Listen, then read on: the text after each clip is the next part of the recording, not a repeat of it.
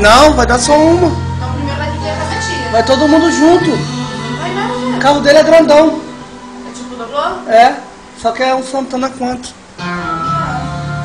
Dá, tua tia. Tô falando, pra depois chegar e olhar pra cá, hein? Não. Entendeu? Tua mãe e teu pai não vai fazer isso pra todo mundo pelo lugar. Se tua mãe quiser, é ela. Escutou? Uhum.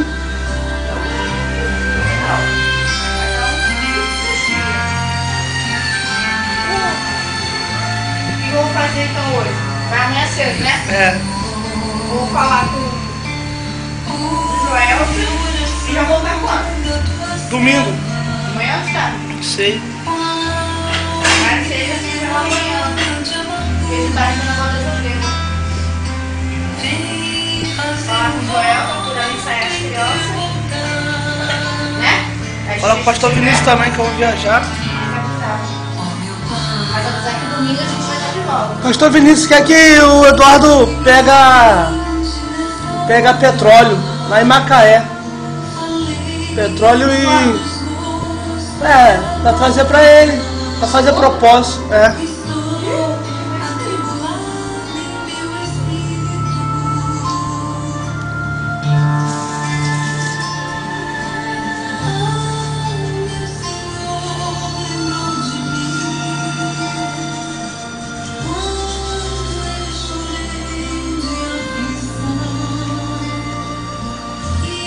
Não mostra nem Fabinho isso aqui, né, chefe? O cara tá fazendo isso, não mostra nem a coisa. Hã? Sabe outra coisa pior pra ela? Não, Michele. Não pode falar pra ela, não. Não, Michele, não mostra não. Não, mostra sim. Vamos ver, se não der nenhum problema dela, não coisa que não vai dar, aí eu vou.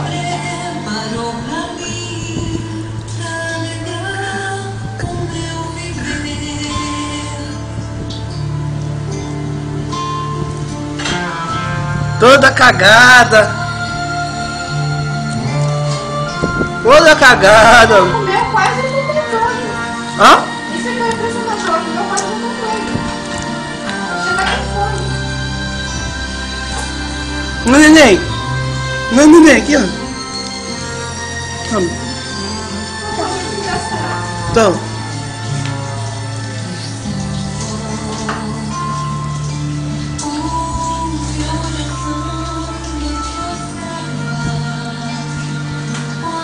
Maninha. Maninha. Maninha.